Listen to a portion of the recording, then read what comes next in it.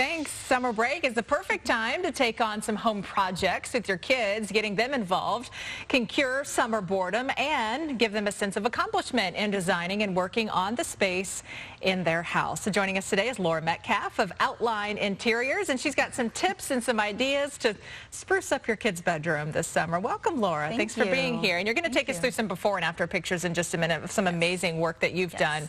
But I want to start just by, when I think of redoing any room in the house, it sounds daunting because it sounds expensive, but you say it doesn't have to be. It doesn't have to be. I think that one of the most important things to think of when designing for children is to design for longevity. Their tastes and their interests will change about as quickly as they grow. So it might be Frozen yesterday and Moana tomorrow. So I always suggest investing in big staple items, things that can grow with the child, like a dresser, a good rug, a great glider.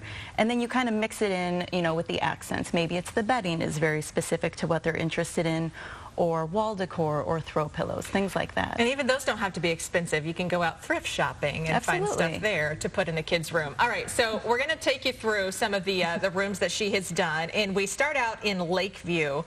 We've got the before graphic. This is just a pretty bland window area. It is. It has a lot of potential. So this was an 11-year-old girl, and her older brother was going to college and said that she could actually take over his room with, you know, the highly coveted bay window. Wow. Yeah. And so you got your hands on it. We got our hands on it. She was very instrumental in this. She really wanted a custom bay window seat with storage and a place to lounge. So we then added, you know, kind of that sheer drapery to lend some softness and femininity. And you still have all the light coming in. Oh, absolutely. Light. Even a place to sit there. Yes. So very cool. All right. So we've got a is this the same picture? We got a vanity area, same room.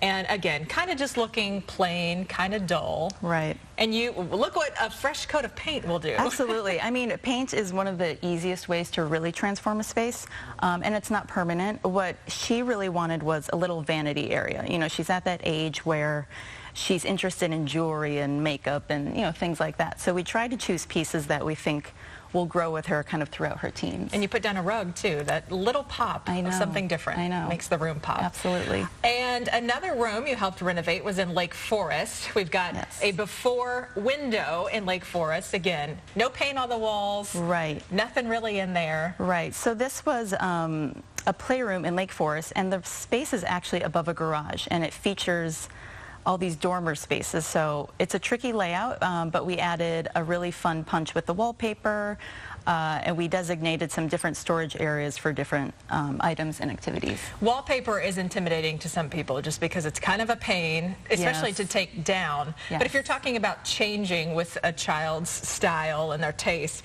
you can put up the more temporary stuff, right? Absolutely. Wall decals are a really wonderful solution to that problem.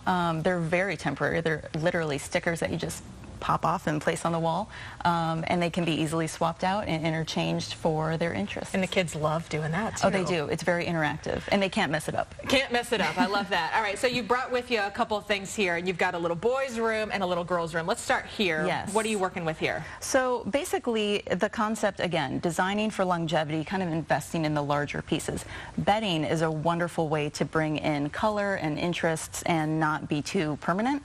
I always suggest doing maybe a quilt or a duvet that's a little bit more neutral, something that can go with different sheets, different bedding, different throw pillows. You can spruce it up with a more specific sham, maybe a pop of color in the throw.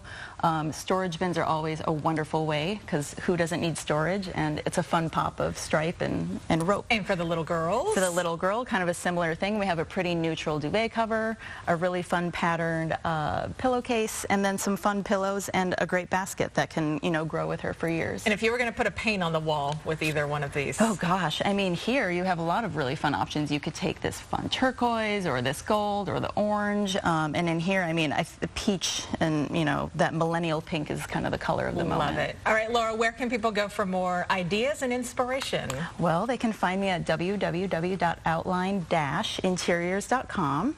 We're also on House, Facebook, and Instagram. Love House. That's my go-to these days. I know, it's addictive. Spend a lot of money there. Laura, thanks for being here. Thank you. Still ahead on Good Day Chicago, the summer is a great time for the concert scene in our city, especially if you like enjoying your music al fresco. Up next, Natalie is going to be talking to Front Row Phyllis about some of your great outdoor concert options. All coming up in the coming weeks. We'll be right back.